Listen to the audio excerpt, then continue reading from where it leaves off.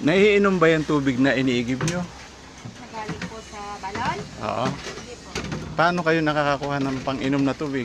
Nagigib pa rin po kami doon sa konti. Sagli po ho. Magkano ang bayad? 5 piso, isang blue. Inumin din. Hindi ho po yung mineral ho ang iniinom. Bumibili pa rin kayo ng panibagong galon. Mineral po.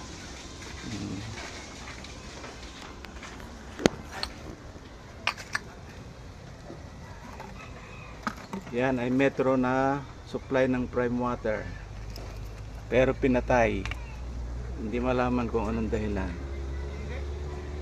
So yung prime water, tinanggalan ng supply. Itong kalakihan ng barangay San Rafael, Santa Anastasia at Santiago. Kaya karamihan ng residente ay may kanya-kanya ng galon. Timbakan ng tubig.